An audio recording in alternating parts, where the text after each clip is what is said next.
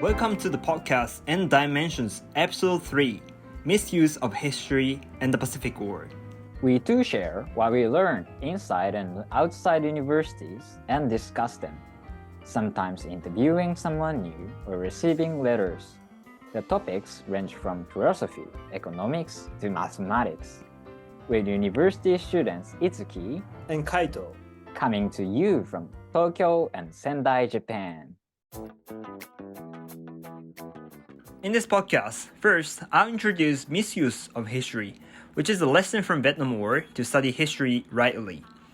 After that, we'll discuss about the topic with regard to the Pacific War, especially about the Pearl Harbor attack and the systematical problem which led Japan to the Pacific War.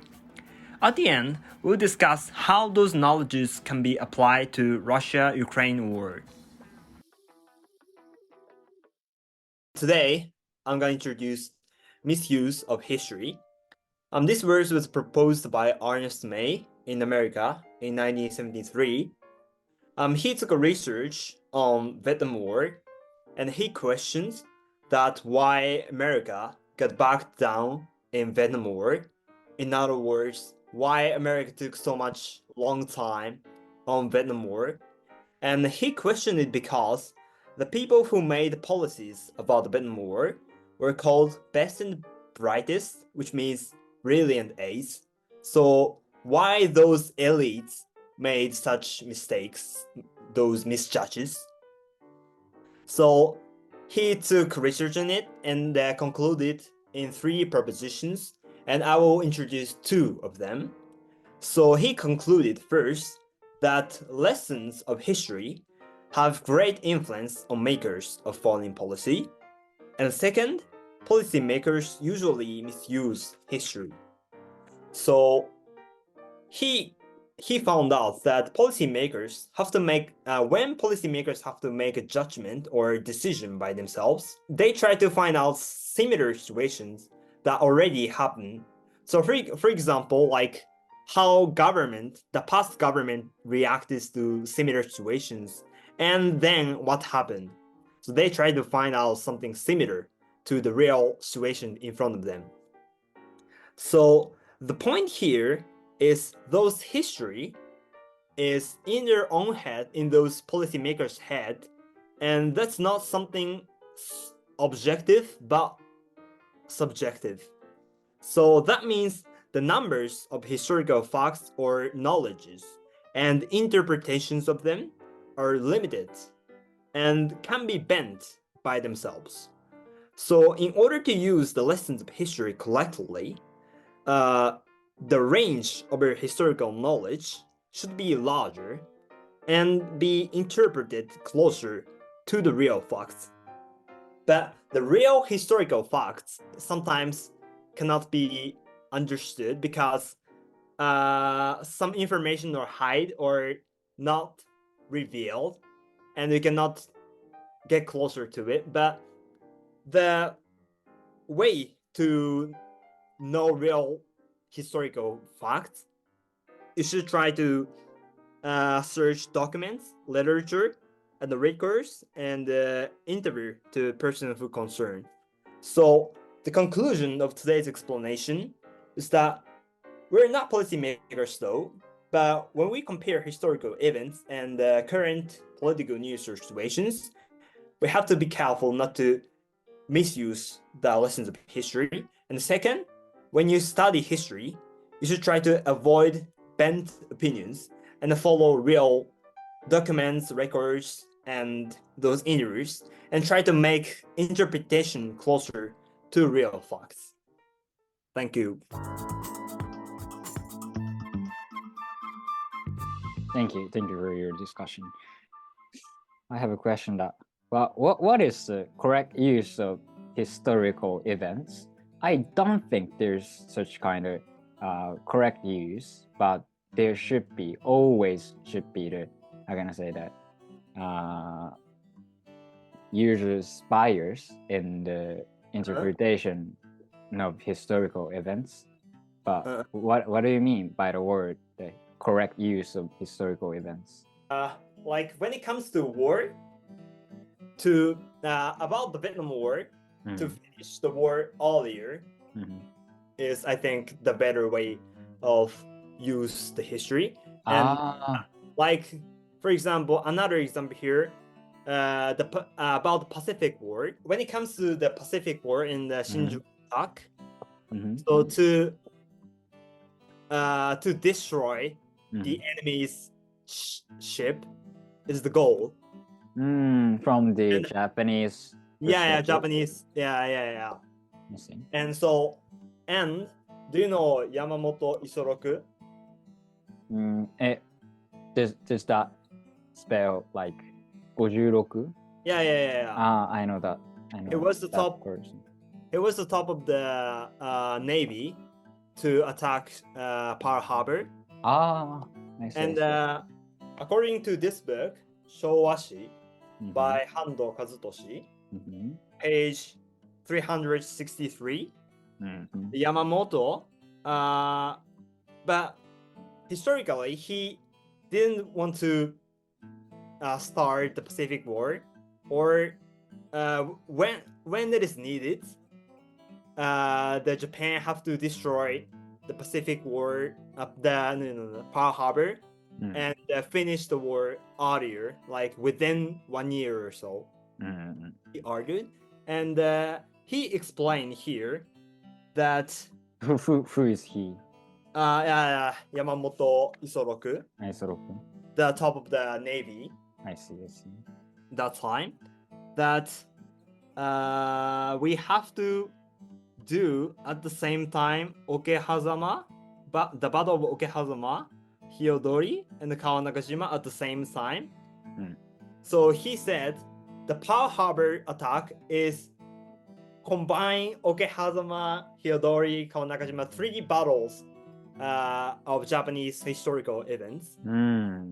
So it's the those 3 events and the Pearl Harbor attack can be understood in one way, that there was a sudden attack. Kishu.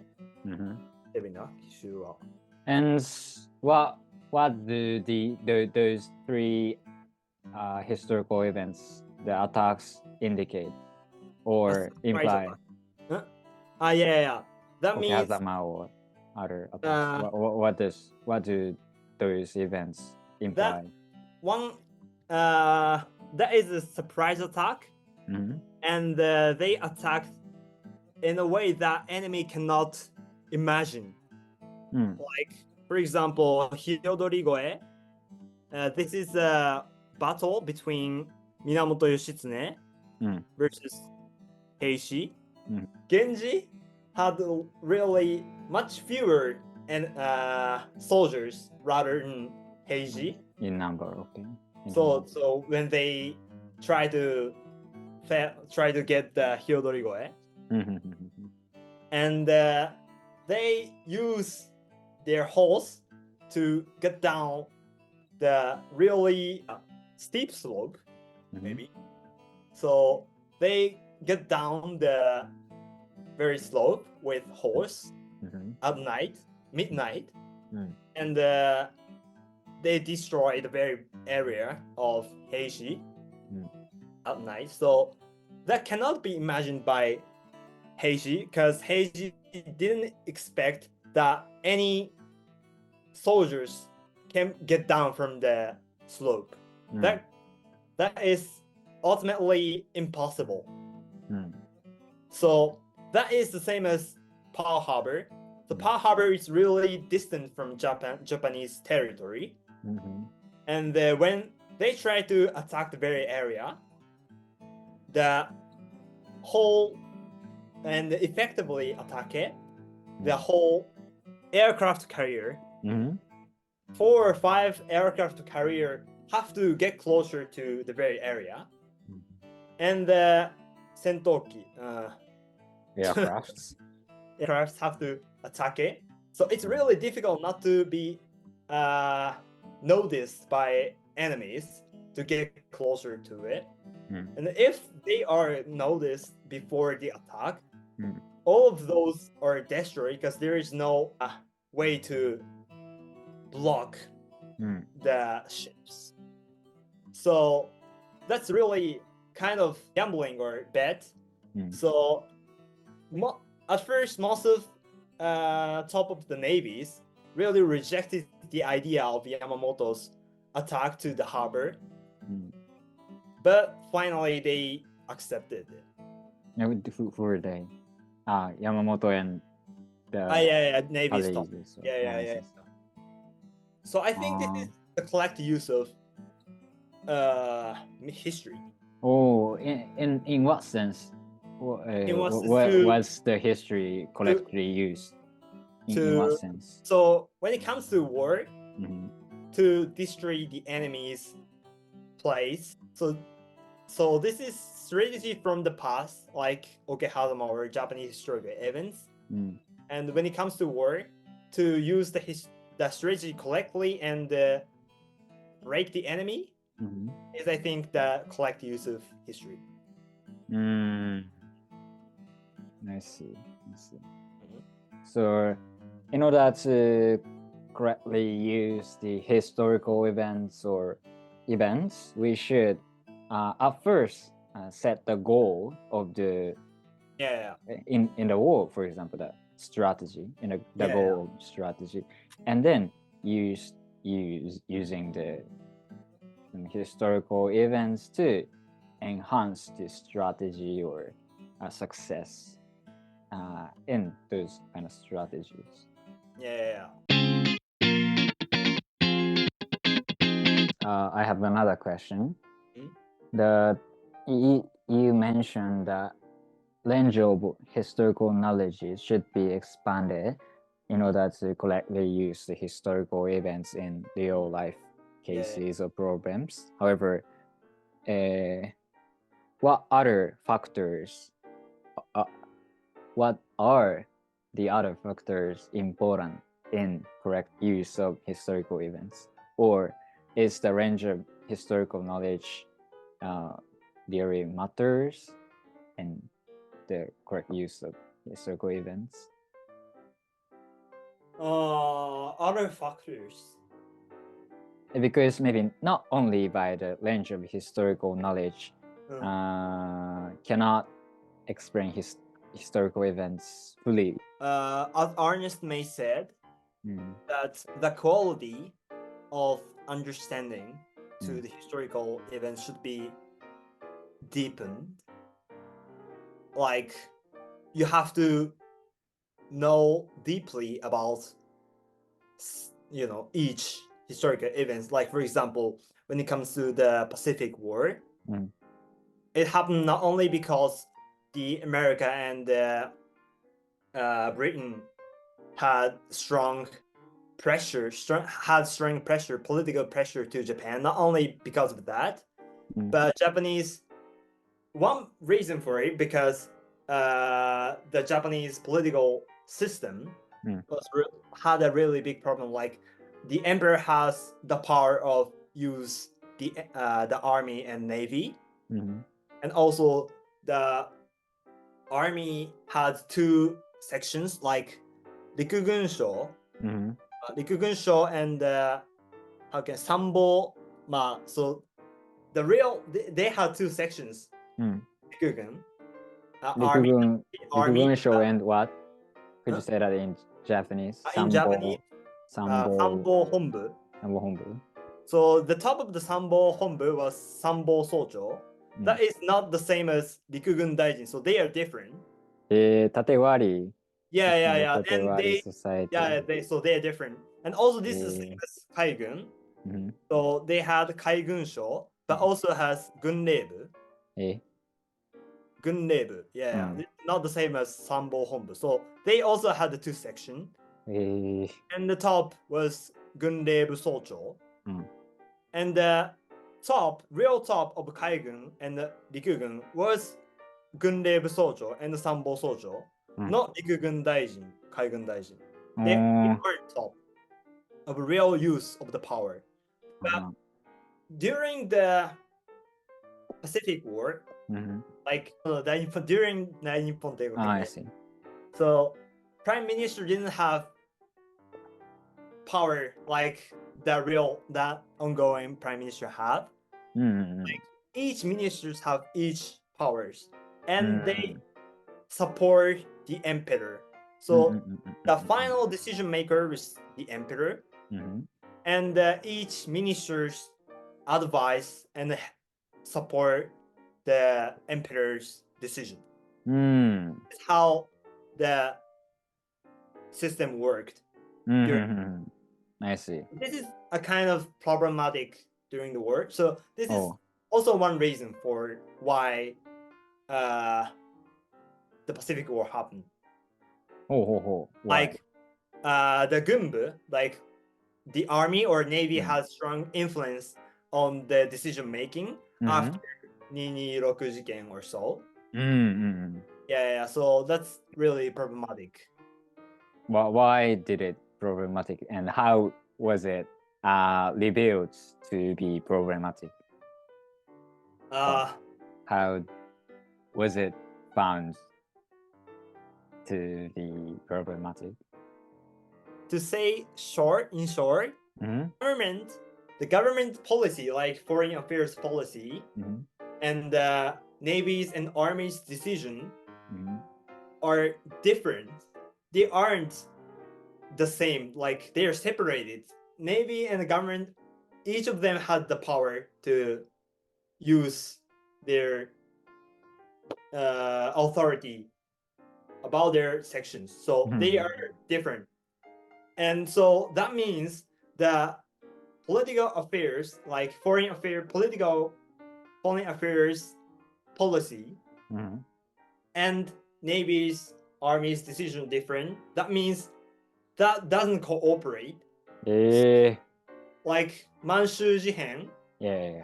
So it happened that the government asks Kanto-gun, that which is one section of army, and had the Manchu Jihen. So the government asks them try not to spread out the very war. So they tried to stop it. They asked to stop it, but Kanto-gun didn't listen to it, and they just continued the war.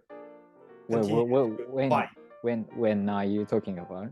So after Manchu Jihen, they continue to spread their influence on other distinction. So that's one problem. So that happened because the soldier power is not subject to government, but to navies or armies top, and they are not cooperated sometimes. So that's the systematic problem here. And so to understand from several ways is really crucial to understand history in this meaning. Miscommunication within the government resulted in the chaos strategies that did not have the main goal of the war. I see. I want to ask you that how do you think we can connect these events, historical events in the beginning of Pacific War to the real events nowadays? I guess events or one example here is Russia's attack to Ukraine. Is similar to the start of 日中戦争.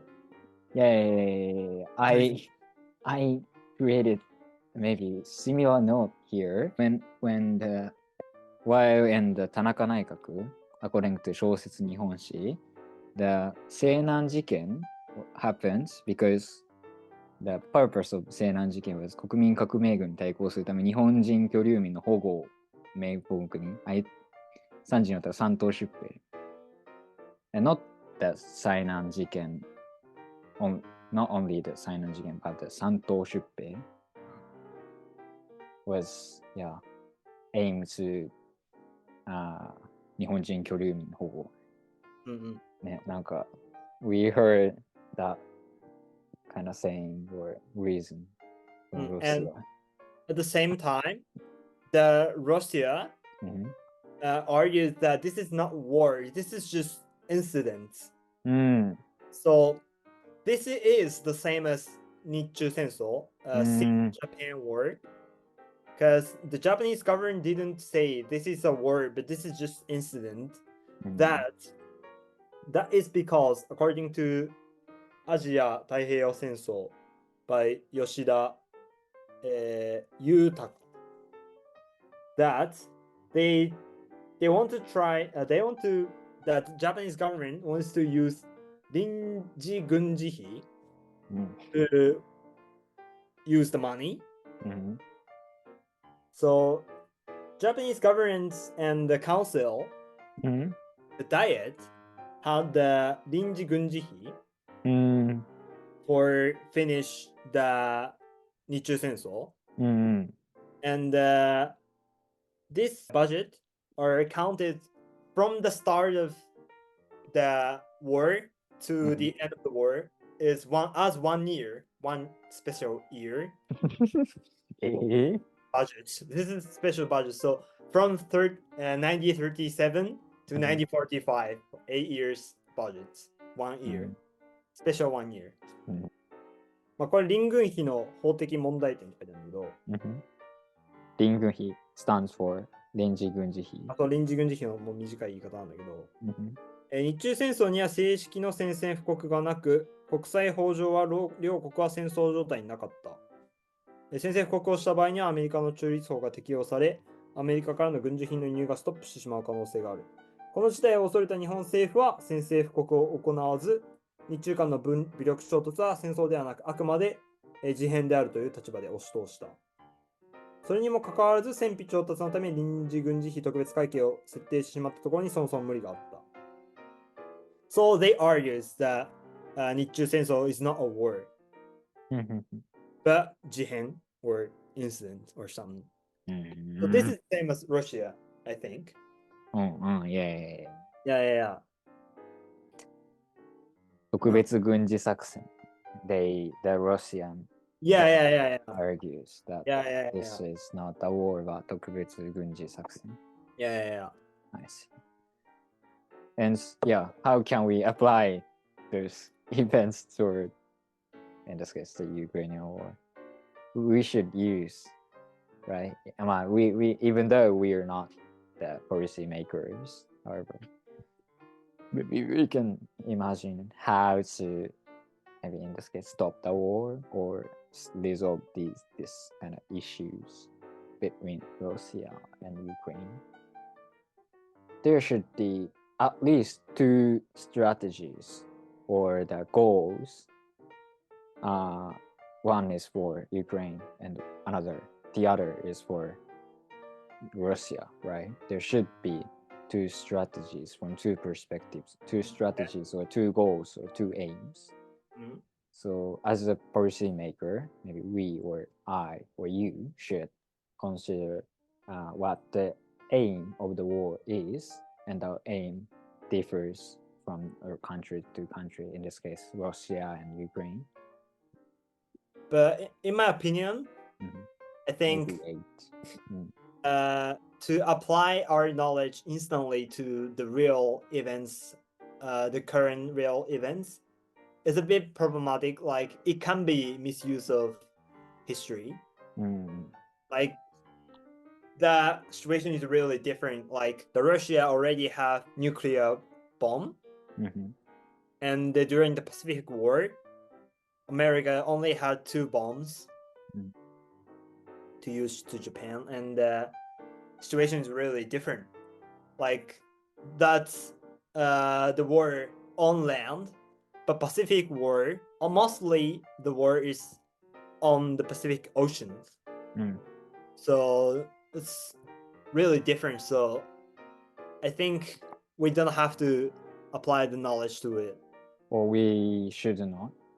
We don't have to. I don't know, but to instantly do it is a bit dangerous. Misuse it. Did honest may deny to or claim to stop the use of historical events at all? No, but he argues that we should start from the large areas of history. Like now I am studying the Pacific War, but there's only one historical event. So there's so many wars after the World War II, like Vietnam War or like in Chuto. They had other wars. So we should try to search more. How can we apply historical knowledge to the real events like Russia-Ukraine war? Yeah. And also we are now relying on only Japanese textbooks or books, right? So there should be the bias from the Japanese government or that Japanese perspective.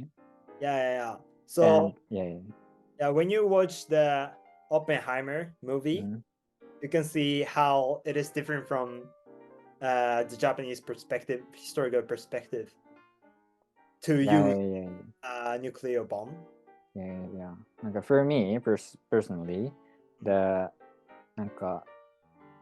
war education, like 戦争教育 in Japan, is tended to be like the telling the misery in Japan, like Tokyo Daikushū or Hiroshima. I lived in Yamaguchi, so I learned Hiroshima case, the atomic bomb in Hiroshima. I studied a lot about that, but the emphasis is often on the, how can I say that, people who were in Hiroshima, not and the perspective of the US or the UK or some other countries tend not to be told in there's educational how can I say, class or system in Japan. Personally, it's my opinion, but maybe the discussion was, how can I say, spread throughout the many topics, like the mainly focus was on the Japanese history around the 1940 or 41, but the use of the historical events, or we discuss which kind of the use of historical events, or a little bit about the war education. That was good discussion, and that was good discussion. Yeah, thank you for your topic and the deep research on it. Here is a notice. During the discussion, I introduced that Yamamoto Isoroku rightly used historical knowledge at the Pearl Harbor attack in terms of strategy. However, I don't claim that the attack was commendable because it was 1 hour later than the start of the attack that Japan sent the declaration of war to America. If you want to know more about the Pacific War, please open the detail of this podcast and check the references. Did you enjoy it? Please follow us and share your comments via the form in the description. Itsuki and Kaito will keep sharing thought-provoking talks with you on this podcast. See you next month!